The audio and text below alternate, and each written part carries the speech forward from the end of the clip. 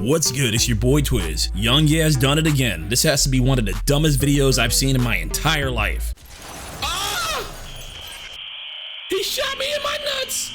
Wow. Just wow. I cannot comprehend the level of just lack of foresight. This man is like the Seinfeld of gaming news. He literally made a video about nothing and tried to turn it into something. You got an idea for a show about nothing? Exactly.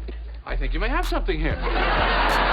And of course, that something for him is just finding an excuse to shit on Stadia. The lack of a good plan, just what a complete and monumental flop this cloud streaming platform has been.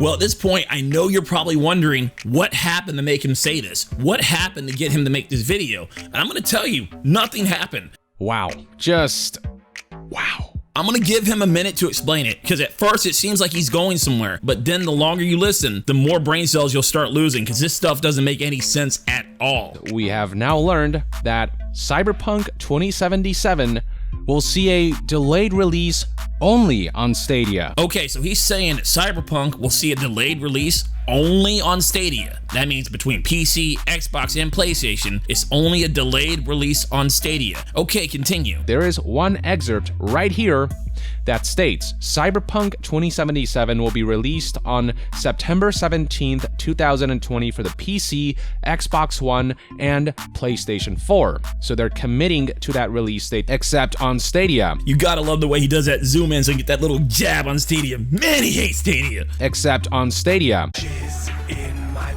By the end of the year, the game will also make its debut on Stadia, on Google Stadia. By the time the game launches on Stadia, people have already enjoyed it on PC, Xbox One, and PlayStation 4. Now, they don't mention a specific date for when we can expect Cyberpunk 2077 on Stadia, but by the end of the year does mean that Cyberpunk 2077 Stadia release won't go past December of 2020, so the game could release on Stadia anytime between October and December of 2020, and that's about all we know. Now stay with me here. If that's all you heard so far, then I can understand why it seems reasonable for him to make this video. I mean, this is new news, right? Now, an important bit of context is that when Cyberpunk 2077 was announced to be coming to Stadia back in August 19th, 2019, the release date for the game was slated for April 16th, 2020 for PC, Xbox One, and PlayStation 4. And as for the Stadia version, they said that it will launch the same year, but they never flat out said it would launch on April 16th. So before you even made this video, you knew that they said it would launch the same year, as in this year. They said it would launch by the end of this year, and you knew this before you made the video. And as for the Stadia version, they said that it will launch the same year. But you started off your video saying this. Now, they don't mention a specific date for when we can expect Cyberpunk 2077 on Stadia, but by the end of the year does mean that Cyberpunk 2077 Stadia release won't go past December of 2020, so the game could release on Stadia anytime between October and December of 2020. In both cases, before and now, they said the game would release by the end of the year. So the release date for the Stadia version hasn't changed at all. How is it delayed if it was never changed? Or do you mean delayed compared to the PC, PlayStation, and Xbox version? Isn't that something you already knew? Why are you acting like you just found that out? Oh shit, you can punch motherfuckers? And you can catch a gun, what? What's up, bitch? As we have now learned, Are you dumb, stupid, or dumb? I mean, dude, the only thing that you have now learned, the only thing that has changed is they gave you official release dates for the PC, PlayStation, and Xbox. wow, just wow. And remember how you said the Stadia version was the only one that was delayed? Turns out the Stadia version wasn't delayed at all. But you know what was delayed? The PC, PlayStation, and Xbox. The ones that you said were not delayed. Cyberpunk 2077 will see a delayed release only on Stadia. But then the game got delayed to September 17th for PC, Xbox One, and PS4. Delayed release only on Stadia. Only on Stadia. The release dates they gave you for the Stadia version is the exact same as what they told you before, by the end of this year. Launch the same year. By the end of the year. Launch the same year. By the end of the year, I cannot comprehend the level of just lack of foresight. And many hoped that with that delay, with that giving CD Projekt Red months of additional development time, Stadia users hoped that the Google Stadia version could also release alongside the PC, Xbox One, and PS4 versions come September 17th. But it would seem as though that will not be the case. And don't get me wrong, there was a lot of wishful thinking that maybe it will come out at the same time, but that's all it was, just wishful thinking. Nothing was confirmed, and all it takes is a little bit of common sense to see this was going to be the case. They did not start the Stadia version at the same time they started the PC version. The Stadia port came after the PC, meaning if the PC version's behind, so is the Stadia version. Yes, it would have been nice if they spent all that time working on the Stadia version to catch up, but that's not what happened. The PC version got behind, and therefore the Stadia version got behind. While the Stadia version of Cyberpunk 2077 was technically never delayed because a release date was never announced for it, my man just said it was never delayed. So then what is the point of this video? Why did you start the video off saying this? Cyberpunk 2077 will see a delayed release only on Stadia. Technically never delayed. Technically never delayed. Got an idea for a show about nothing. Exactly. So even in your own words, it technically wasn't delayed for Stadia. Wow. Just wow. You just wanted an excuse to beat up on Stadia anyway. What a complete and monumental flop this cloud streaming platform has been. Just make a video and title it "Let's Talk Shit About Stadia" and stop using news that technically isn't true. The fact remains that Cyberpunk 2077 on Stadia will see a delayed release compared to PC, Xbox One, and PS4, despite the months of additional development time, despite Stadia having been out for quite a while now. You mean it's coming out within the same time frame that they told you before, so technically you're not giving us any new news? The only thing we know for sure is that despite how long PC, Xbox, and PlayStation has been out, quite a while now, we know for a fact that it has been delayed on those systems. As far as we know, on Stadia, it's coming out around the same time it always was. What is the point you're trying to get at? Holy shit! I swear this dude just talks about thinking. He says stuff, but it doesn't have any meaning behind it. So everyone knows that one of Stadia's biggest issues is the lack of games. I have been practically playing video games my whole life, and this is just what happens when you have a new platform or a new system. It starts off bare bones, it starts off missing games, and over time, all these features and games are added. This is a normal thing for every new game platform, every new game system. I mean, you should understand that concept from your Switch review that you did not too long ago. Here, let's have a look. Hey, hold on, he's holding his gun sideways. That's a kill shot.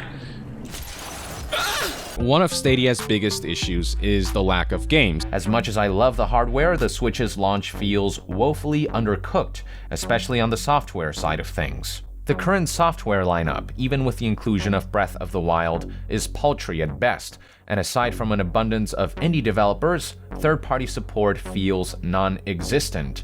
It feels as though I'm constantly reading a new article about how a major development studio doesn't have plans to bring a major AAA title to the Switch, whether it's Final Fantasy XV, Mass Effect Andromeda, Borderlands 3, and most recently, South Park: The Fractured But Whole. Whether this is because the developers are biding their time to see how well the Switch sells first, whether they're still familiarizing themselves with the hardware, or whether they simply don't think the Switch is powerful enough to run their games, is hard to say at this point. All I know is that the closer I come to completing Zelda Breath of the Wild, the more I find myself wondering what's next. Looking ahead, Mario Odyssey looks amazing, but that won't launch until fall 2017, and until then, the only major titles we can expect for Switch, as far as I know, are a re-release of Mario Kart 8, Splatoon 2, and a handful of indie games. That's simply not enough to hold me over. This is from your own channel. This is a video you made about the Switch 2 weeks after it launched. Wow. Just wow. It almost seems like the lack of games is a problem that it has simply from being new. This is not a problem unique to Stadia. But since we're talking about it, isn't it kind of funny that Cyberpunk isn't coming to the Switch at all? Yeah, it might be coming out late on Stadia, but it's not coming to the Switch at all, even though it's been out for a while and developers know how to develop for it. This is on top of the fact that the service did not launch with promised features. There are also many unknown variables when it comes to upcoming Switch content and features. Things like the full extent of third-party support, plans for virtual console, online functionality, and voice chat implementation are still shrouded in mystery. And the Switch currently lacks many basic functionalities like private messaging, trophies and achievements, a readily accessible web browser, Bluetooth headset support, backing up save files to the microSD card, using a microSD card across more than one device, and more. As a result, Nintendo's user interface and home menu can feel pretty empty and bare bones, even if it does boast an attractive, colorful, and minimalistic design. But again, it's missing a lot of features. It's also a shame that the Switch didn't launch with streaming services like YouTube, Netflix, Amazon Prime, and Hulu right out of the box, since its hybrid nature makes it the ideal device for them. Fortunately, Nintendo has confirmed that they're in talks with all the major companies to bring these services to the Switch, so this is only a temporary setback. In fact, most of Switch's major concerns and missing features can be addressed in time through software updates and releases, but as it stands, the Switch feels like it launched half-baked. And my recommendation to those on the fence about buying the console is to wait until it's had more time to sit in the oven. Everything you just said right there can be fully applied to Stadia, and Stadia has been consistently rolling out updates. The only bone I'm gonna throw you did say because of the missing features and lack of games that maybe people should consider waiting on the Switch instead of picking one up right away. How come you don't have the same attitude with Stadia? How come instead of shitting all over Stadia, you don't tell people to wait for the proper features to be added or wait for the games to get there? You don't do that. You just shit on it and demonize it, and you act like it has no future. But you also know the difference between Stadia and a Nintendo Switch. You don't have to buy into the platform. You don't have to buy the hardware. If you want to try and test out Stadia, you can, and you get a bunch of free games just to test out. There's literally no investment. There's no reason not to try it. There's no reason not to give it a chance. That's completely different than the Switch or other types of hardware. But since we're talking about stuff you have to buy, let's go ahead and continue with your video. Consider some additional costs that come with purchasing a Switch. Purchasing a microSD card is pretty much mandatory, especially if you intend to purchase games digitally. Most people will probably want to go for a 128GB microSD card, which will set you back as low as $40. Also mandatory is a carrying case to protect your device, which costs on average around $15 to $20. You'll also want to consider the cost of additional controllers and accessories. An extra pair of Joy-Cons, $80. Pro controllers, $70. An extra dock set, $90. I'm not going to factor in the cost of an extra dock and an extra set of Joy-Cons. I think most people would just settle for a Pro controller and what they already have. And let's not forget the cost of the Switch itself. Holy crap, what's that? It's almost 500 bucks. You know what? Let's assume you're gonna get it used or a hand-me-down. Let's just say 175. This is all, of course, without considering the cost of purchasing games. So, yeah, like with any new console launch, the Switch is definitely an investment. Keep in mind, I was trying to be favorable towards you by not buying all the stuff that you recommended. And I didn't get the console new, I bought it used, so that drove down the cost, and still it was $300. Now let's look at the worst case scenario for Stadia. At most, you could spend $120 and get Stadia Premier Edition that comes with a Chromecast Ultra, which is useful by itself. It will also come with a Stadia controller that actually feels pretty good to hold and reduces lag, which is very important when you're playing games in the cloud. And as far as I know, no other streaming tech has that. And you get a free month of Stadia Pro. Just by that, we're already at $180 less than what you recommended for the Nintendo Switch. But see, here's the other thing about it. Since Stadia is in the cloud, you don't need any hardware. You can actually play Stadia and not spend a dime. You can even sign up for Stadia Pro and get 2 months for free without spending anything. You get a whole bunch of games. Will Nintendo give me a whole bunch of games for free without spending anything? I don't think so. The cost savings alone makes it worth a try. On top of the fact that the streaming technology is not perfect. I don't think anything is perfect, but I do think it's good enough. I don't think the graphics on the Xbox are perfect. I don't think the graphics on the PC are perfect. I don't think the graphics on the PlayStation are perfect. I don't think the graphics on the Nintendo Switch are perfect, but I do think they're good enough. Nothing will ever be perfect, because if something was perfect, it can never improve. So nothing can ever be perfect. That's a very dumb point to even try to bring up. Speaking of perfect, why don't you explain to us what happens when you get non-perfect hardware? One last thing I would like to address are some of the issues that people people have been reporting with the console. Problems apparently range from the left Joy-Con desyncing when lightly obstructed, the Switch's dock scratching the tablet screen, to dead pixels on the LCD panel. Oh wow, that's something we just don't have to worry about in the cloud. We're not glued to any expensive proprietary hardware. If anything we use, such as our keyboard, mouse, or controller breaks, we can easily replace it with a cheap knockoff or something else we have on hand. Okay, so tell me more. What else do you like about the Nintendo Switch? Play the game. What the? Is my character tripping on acid or something? I own all kinds of gaming devices, a 3DS, a Vita, a PS4, and a gaming laptop, and none of them can quite achieve Switch's level of versatility. Well, since you value versatility, why don't you check this out? We'll support being able to play games across desktops, laptops, TV, tablets, and phones. This new generation of gaming is not a box. With Stadia, the data center is your platform. There is no console that limits the developer's creative ideas and no console that limits where gamers can play. You know what's really cool about that? You don't even have to drag a device around. As long as you have an internet connection, you can just get on any device there that has a browser and bam, you can play your games. Even if you forget your phone, it doesn't matter. As long as there's a device around with a browser, you can log in and play your games. Talk about convenience, man. But of course, the Switch can't have it all. The biggest sacrifice that the console makes for its versatility and convenience is power. From a raw computational perspective, there is no denying that the Switch can't compete with the competition, the PlayStation 4 and Xbox One. Oh, don't worry. I'm sure over time they'll come out with a more powerful Switch and you can spend your hard-earned money to upgrade your hardware. And here's how the graphical power of Stadia compares to the top 2 consoles in the market. You can see that a single Stadia instance is a big step forward.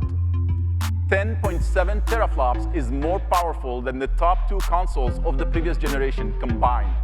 That's not to say, however, that the lower processing capabilities won't have an adverse effect on what high-end AAA games third-party developers can port over. But that's the gamble that Nintendo's taking here. They're hoping that the versatility of the hardware, paired with compelling software, will outshine the desire for high-end graphics. Yeah, you can really tell you're paying the price for that less powerful hardware. That's why Cyberpunk isn't on there, huh? Okay, I'll let you get back to making your points.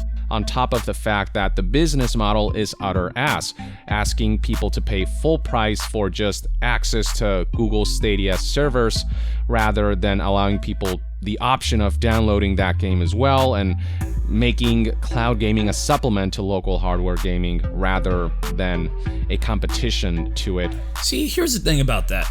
What if I don't have hardware to play it locally? Or what if I don't care if I only play it in the cloud? You see, the benefit of playing games on Stadia, seeing that Google has data centers all over the world. Our custom server hardware and data centers can bring more computing power to more people on planet Earth than anyone else. So odds are there's a data center close to me, my latency and connection will be better to Stadia than it will be to any other cloud provider. Meaning, when I play a game on Stadia in the cloud, that's the premium way to play it in the cloud. No cloud experience will be as good as playing games on Stadia. You're not just paying for cloud access, you're paying for the premium cloud access. Yes, I can buy the game on Steam, then I can pay additional money to maybe be able to play the game on GeForce Now. But seeing that GeForce Now only has 5 data centers, odds are my connection to GeForce Now will not be as good as my connection to Stadia. So quite literally, paying for the game on Steam, then paying for GeForce Now, then playing on GeForce Now would be me paying more money to have an inferior experience. And I don't see how that makes any sense. But the lack of games is particularly fatal. There's no point in investing in a gaming platform where you can't buy the games that you want. The current software lineup, even with the inclusion of Breath of the Wild, is paltry at best. Are you dumb, stupid, or dumb? Huh? This is I can't even believe you said this. Unlike the Switch, there is no investing in the platform. You literally just buy the game if you want to play the game. You don't have to worry about buying hardware, don't have to worry about buying carrying cases, don't have to worry about buying SD cards. There is no investing. It's just you paying money for games that you want to play. And now with Stadia standing alone as the only major platform that will not see the release of what is arguably the biggest game of 2020 on time, that is certainly not a good look for Stadia, which has seen an embarrassing run so far.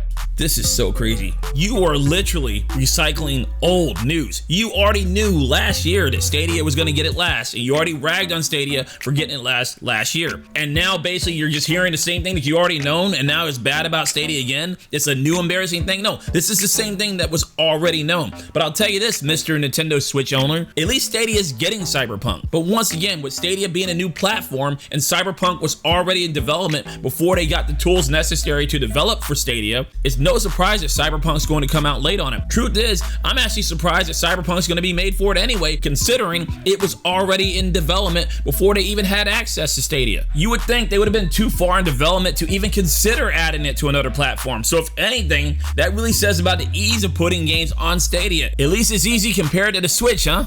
And to make matters worse for Stadia, on GeForce Now, which is a competitor to Stadia, a cloud gaming platform that just makes a whole lot more sense than Stadia. Well, GeForce Now only makes a whole lot more sense compared to Stadia if you don't mind paying more money for an inferior game stream. The truth is, I actually like GeForce Now, but he keeps framing GeForce Now as a competitor to Stadia. I don't know why it's only a supplement to Steam. You don't see how it's a supplement to Stadia? Picture, I want to get away from hardware. I want to do everything in the cloud, but I can't because all my games are still tied to local hardware such as Steam. Thanks to GeForce Now, I have access to all my old games through Steam, but I can buy all my new stuff in the cloud. It's the best of both worlds. If a game doesn't come out on Stadia, but I only want to play it in the cloud, I can play it in GeForce Now. But if a game does come out on Stadia, I can buy it on Stadia, which will be a superior cloud experience. GeForce Now allows me to get away from hardware. Cyberpunk 2077 will be available on GeForce Now the day it is released. Well, that's cool for people that want it right away and can't wait.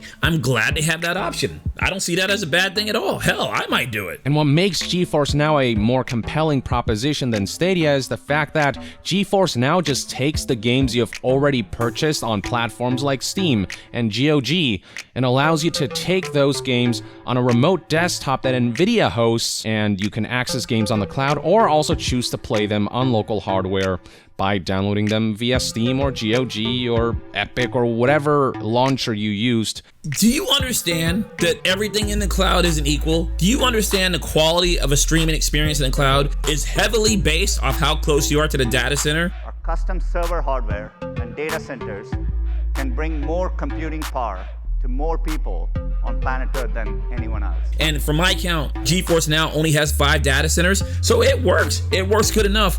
It's not as good an experience as Stadia. It just isn't. You act like just by being in the cloud, it's equal to Stadia. That's not how this works. It goes based off the number of servers and how close the servers are. Those are very important factors that you seem not to think about. You think all clouds are created equal, and that's not how it works. Secondly, you assume that everybody has a huge library of Steam games. There might be some people that never used Steam at all before, and they don't care about bringing all their old games because they don't have any old games. Then third, you keep acting like it's a big deal that people can choose to play their games in the cloud or play them locally. Although I'm sure there's some people that will dip their toes in both, I'm pretty sure most people will default to playing it one way. There will be some people that will enjoy playing them in the cloud primarily because they love the convenience of the cloud. And there's gonna be some people that like playing it locally because they like the high fidelity and reduced latency of playing locally. I don't think there's gonna be too many people that are really gonna be dipping their toes in both ways, at least not to the point where it's a deal breaker for them. I know for me personally, I want to play everything in the cloud. I only play stuff locally if I have to, and I'm trying my hardest to get away from it. And lastly, you keep acting like people can't be customers of GeForce Now and Stadia. Especially for me, I want to play games in the cloud as best I can. So the premium experience for me will be to buy the game on Stadia. If I can't get it on Stadia, then I will buy it on Steam and GeForce Now. You need to keep in mind, just because people use GeForce Now, that does not mean those same people are not also using Stadia. And because of how GeForce Now works, developers have to do very little work to have their games be supported on GeForce Now, whereas with Stadia, they have to essentially port the game over, optimize it for Stadia's servers and hardware. With GeForce Now, that's not required. You are telling the truth. Developers do have to make their own unique build for Stadia, just like they have to make their own unique build for PlayStation, just like they have to make their own unique build for Switch. It's not anything unique or bad about Stadia. But if we're going to start nitpicking the benefits of the platforms, do you know the benefit of Stadia running on Linux machines? Linux machines that are already all over the world, by the way. Linux runs more efficiently than Windows machines. So it's easier and cheaper for Google to maintain many data centers and many servers, at least compared to their competition. Maybe that's one of the reasons there's wait times on NVIDIA GeForce Now. Square up, come on, square up! All developers have to do essentially is opt in, and if there are technical issues, they can kind of work things out with NVIDIA, but it's nowhere near as extensive of a process as releasing the Stadia version of a game, which has its own hardware, its own architecture, essentially. Again, the exact same thing can be said about the Sony PlayStation and the Nintendo Switch. This is not a unique own against Stadia. This likely has in large part to do with why Cyberpunk 2077 is being delayed only on Stadia. There's probably some work involved in porting the game over to that specific platform and its hardware. The reason it's coming out later on Stadia is because they got a late start on the Stadia version. They were already in mid-development when they were working on the Windows, PlayStation, and Xbox build of the game. They started on the Stadia build late. Usually when game developers make a multi-plat game, they work on all versions at the same time so they can come out in tandem, so they can fix the bugs all at once. They got access to the Stadia version and Stadia tools late in the game, and that's why the Stadia version of the game is coming out late. And given that Stadia is not a priority for CD Projekt Red because of Stadia's low user base, because of the low potential for high sales, it would seem as though they decided that it's best to focus on optimizing the game for the most popular platforms. Do you even think before you talk? You said Stadia had a low potential of sales? How do you figure? Sales are limited by the amount of people who own the console. Take PlayStation, for example. You're not going to sell more copies of Cyberpunk on PlayStation than you do people who have access to a PlayStation. Or to put another way, the more people who have access to a PlayStation, the more sales they can potentially get on PlayStation. That means the same is true for Stadia. Seeing that Stadia is played in the Chrome browser and it has zero barrier to entry, the amount of sales they can potentially get on Stadia is limited only by the amount of people who have access to a Chrome browser. With that said, I want you to apply some common sense. Do you think more people have access to a PlayStation or more people have access to a Chrome browser? The fact that I had to explain that to you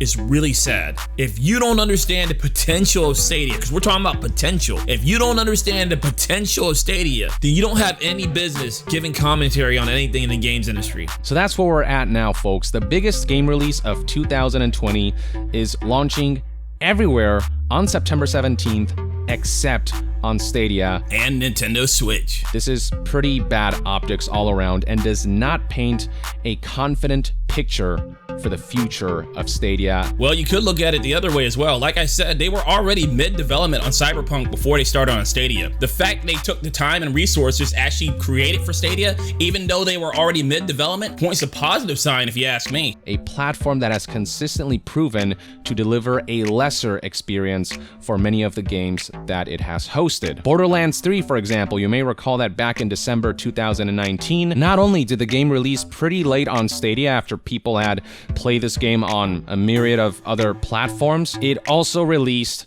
as an older version from back in October that was less technically polished, that was lacking in certain features, and that was flat out an inferior version to what was already out there. And then beyond Borderlands 3, you've got games like Destiny 2 that only ran at native 1080p that was then upscaled to 4K, but it's not really true 4K. For all the touting Google did about how Stadia has 10.7 teraflops, which is almost twice as much as Xbox One X, I mean, they had nothing really to show for it. These bad ports are not a reflection of Stadia or Stadia's potential. This is what you call a bad port. It's when you take a game that was made for one platform, copy and paste it to another platform, and make just enough edits to it to get the game to run. This is a reflection of how well the developers ported the game. This is why usually when you have a multi-plat game, it's worked in tandem on all systems so they can work out the bugs and polish them on all systems respectively. And most people would agree that the PC is superior to the console. consoles, at least as far as horsepower and graphical potential. Why do you think PC is also notorious for having some of the worst ports? It's not a reflection of how powerful the PC platform is, it's a reflection of how well the game was ported. Here, let me show you. A lot of PC gamers are playing ports of console games. Some of them are bad. Batman Arkham Knight. Oh, Batman Arkham Knight.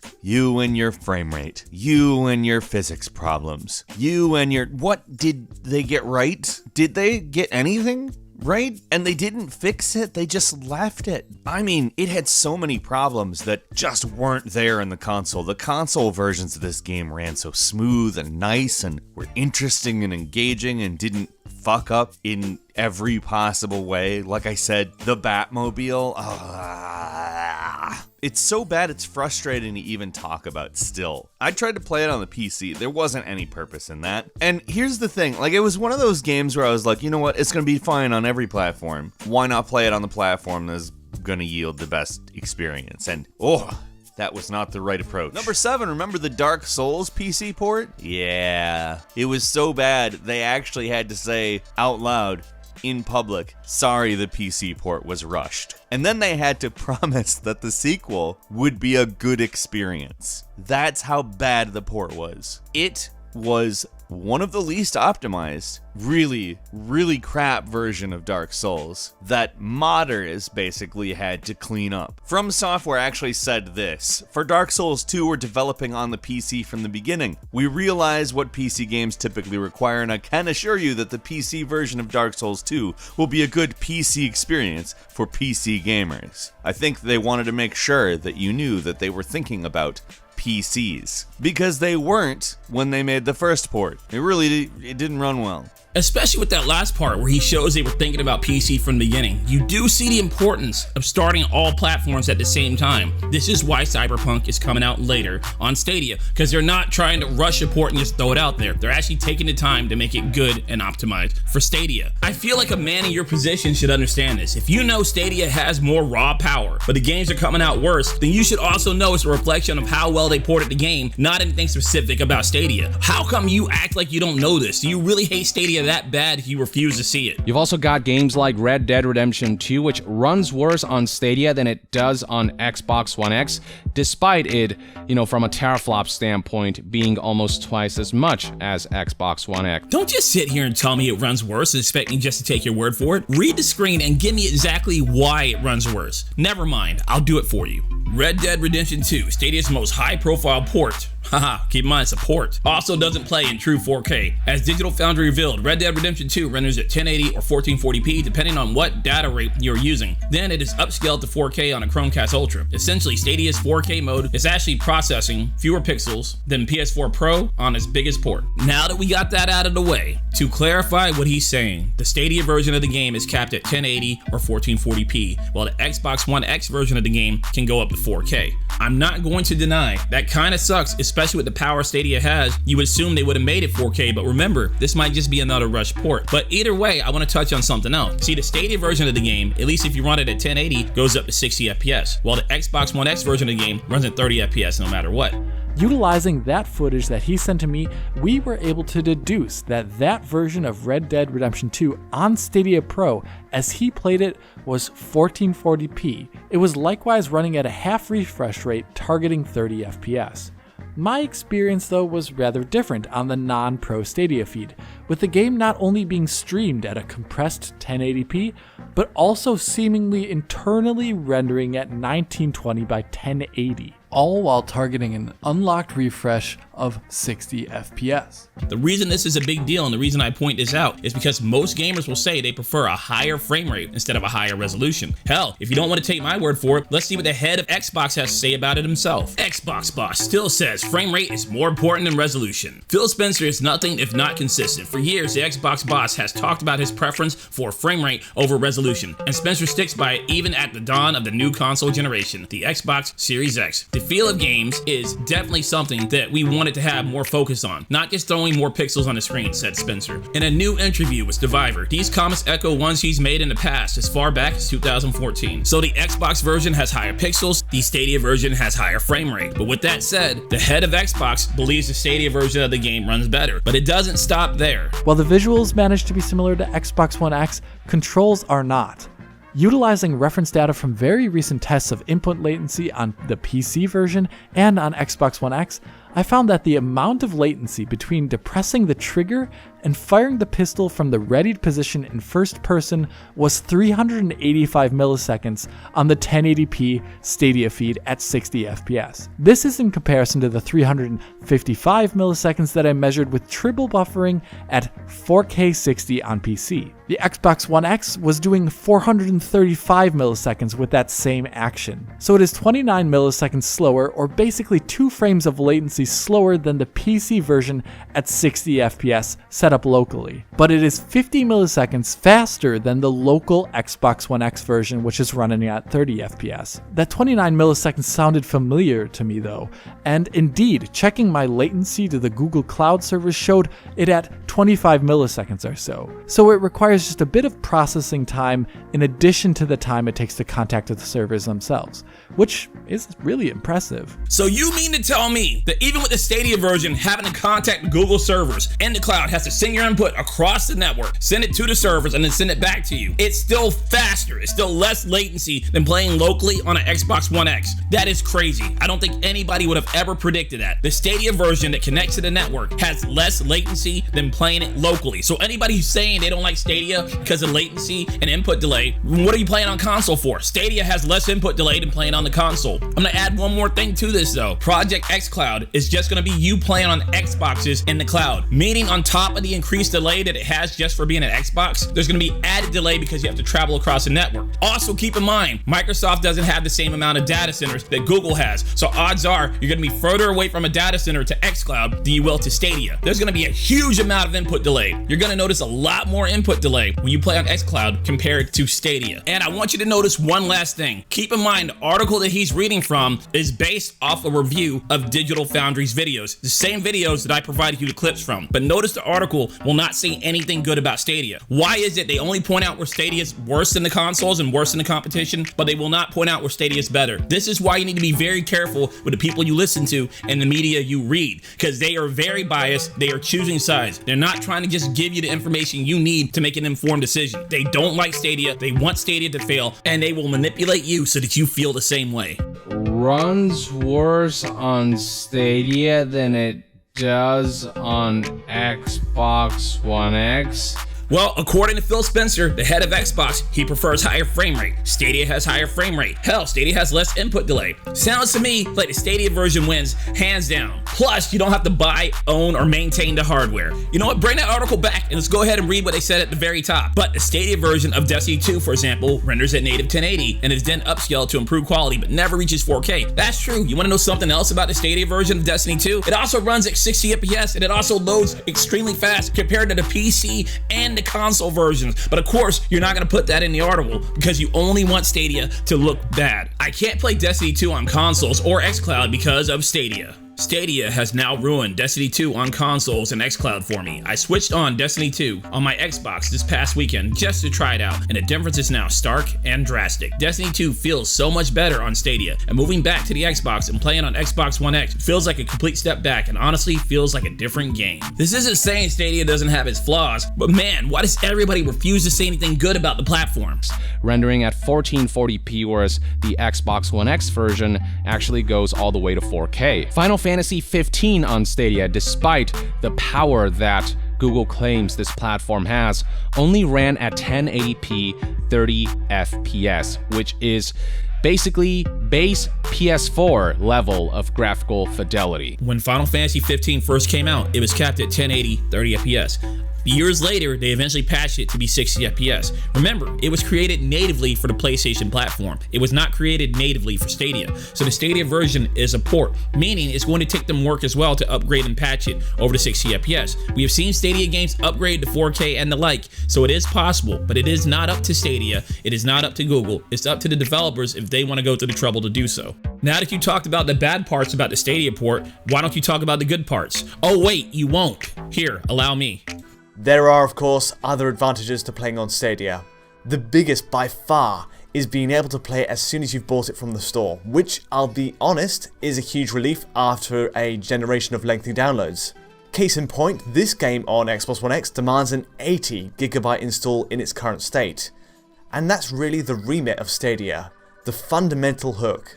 Streaming games isn't for everybody, nor every type of game, but here, all the tedium of installing and updating is removed. It's ready to play at any time. There's an incredible power to that concept, I think, especially in a game world as richly detailed as Final Fantasy XV's, where you can feasibly spend hundreds of hours playing through the endgame. To be able to carry on playing on an Android phone or through a browser is an amazing benefit for a JRPG with such a long tail. There is a consolation in that it's a step above base console specs. Basically, base PS4 level of graphical fidelity. In resolution at least. Base PS4, if you remember, is a dynamic 1080p, but that could drop to 900p lowest, whereas what we have on Stadia is at least a stable 1080p. One last comparison then, the loading times. One of the big advantages of Stadia running server-side is Google's use of improved media bandwidth. As a result, Stadia beats Xbox One X in simply getting to the action, cutting the wait down by over 50% here. Case in point, starting a new game takes 21 seconds to clear the loading screen on Stadia. That's versus the 49-second wait on Xbox One X. It all comes back to the point of convenience. There's no waiting around for installs, and equally, we get a huge drop in downtime between areas in the game. That being said, it's still very solid. In fact, I haven't seen any regular drops under 30 FPS, at least based on early samples. Arguably, the best part of Stadia being so under-ambitious in resolution and visual settings is the knock-on benefit that has for performance. It exceeds the other consoles in holding a stable 30, even X, though streaming quality is an extra factor. You'll notice lurches and hiccups depending on your setup. Accepting that's a fault of the network, the game actually being beamed across is respectable performance-wise. The early prologue sequence, for example, a fiery siege with lots of alpha effects, does actually bring X down to the mid-20s with screen tearing. Here's an example, but if we switch over to the Stadia edition, it's absolutely fine. There's frame time spikes between 16 and 50 milliseconds on Stadia, which aren't present on Xbox One systems, but otherwise it's undoubtedly a smoother ride. Final Fantasy XV's performance doesn't struggle much in the game's early sections, but as a quick sample, it's a positive first look. Given we have to worry about the network performance, I'm glad at least Stadia's frame rate delivery in the best case is pretty stable. It's also been noted that games like Metro Exodus flat out run worse on Stadia than it does on Xbox One X, despite its alleged superior hardware. Oh, really? Metro looks incredible on this. It puts Stadia essentially on the same level as Xbox One X. Metro Exodus flat out run worse on Stadia than it does on Xbox One X. With that being said though, the core settings used on Stadia hold up really well. Check out these side-by-sides with Xbox One X and see if you can spot any major difference outside of compression. Besides the variable cloud coverage, they're nigh on identical in every other respect. From the 4K image down to the use of screen space reflections, Stadia is a match for X. Even shadows and textures are the same. Seriously, dude, you're literally on YouTube spreading false information and acting like you know your shit when you clearly have a bias, dude. You just hate Stadia. Just admit it. Just say you hate Stadia just because you hate Stadia, because that's where we're at right now. So time and again, it's been proven that porting and optimizing a game over to Stadia is not as simple of a process as it should be. Porting a game to any platform that it was not originally intended to be played on does take work. That's why even PC has bad ports. What are you getting at here? What is the point of what you're saying? And exactly how easy should it be to port over to Stadia? Dude, it's like this with every platform, man. Stadia came in the game late, so games are being ported over that were not intended to be on Stadia in the first place. As time goes on and games are made natively for Stadia, like they're made everywhere else, this will not be an issue. And yeah, with this delay, it is abundantly clear that to port over Cyberpunk 2077 to Stadia, there is a certain amount of time and resource investment required, given that they cannot commit to releasing the game on Stadia at the same time as other platforms. What delay? You even said it yourself. There was technically no delay. What are you getting at? Technically never delayed. Again, Stadia started late, so it's coming out later. That's it. That's pretty much the gist of it. It's bad enough that customers aren't seeing the value in Stadia, but now when you're starting to see developers saying that not releasing the Google Stadia version on time is a worthy compromise, when you start seeing that developers also don't see that much value in the Stadia version, I mean, that's when you're in trouble. I know we're kind of going around in circles here, but I have to point out how insane this is. So he's known since last year that Stadia version of Cyberpunk was coming out later than the PC and console version of Cyberpunk.